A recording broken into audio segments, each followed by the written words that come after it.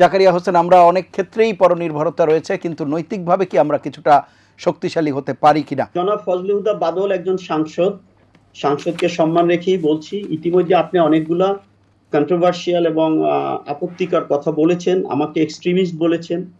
হ্যাঁ, আমি এটা মেনে নিচ্ছি। যদি আমি ইন্ডিয়ার বিরুদ্ধে কথা বলি, প্রো বাংলাদেশের পক্ষে কথা বলি, আমাকে যদি এক্সট্রিমিস্ট করেন বলেন, আমার কোনো অসুবিধা নাই।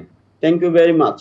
আপনি বলেছেন ডিএসএস কেন বানাই, ডিএসএস কেন বানাচ্ছি আমরা। আমি মনে করি এটা আপনার মুখ থেকে এটা শোনার জন্য আমি প্রস্তুত ছিলাম না।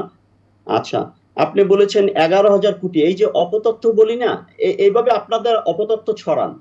11,000 কোটি ইসলামী ব্যাংক থেকে জামাত ইলেকশনের জন্য নিয়ে গেছে। এটা সংসদে যখন কথা হয়েছে তখন বিরোধী দলীয় নেতা কিন্তু চ্যালেঞ্জ দিয়েছে যে আই টেক চ্যালেঞ্জ।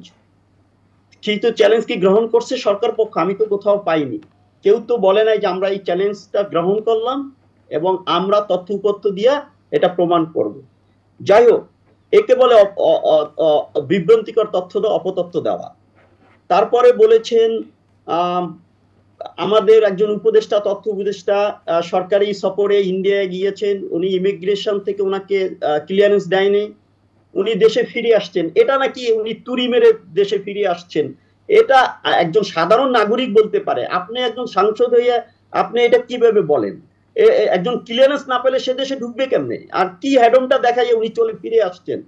এই যে এটা একটা স্বাধীন দেশের জন্য এটা একটা যে অমর্যাদাকর, এটা যে আমাদের জন্য লজ্জা, এটা এভাবে দেখে সেটাকে যাতে এই ঘটনা না ঘটে তার জন্য যেভাবে পররাষ্ট্রনীতি, যেভাবে পলিসি অ্যাডাপ্ট করতে হয় সেটা করেন, সেটা করে আপনি দেখেন। আপনার বক্তব্য একেবারে স্পষ্ট। 1 মিনিট।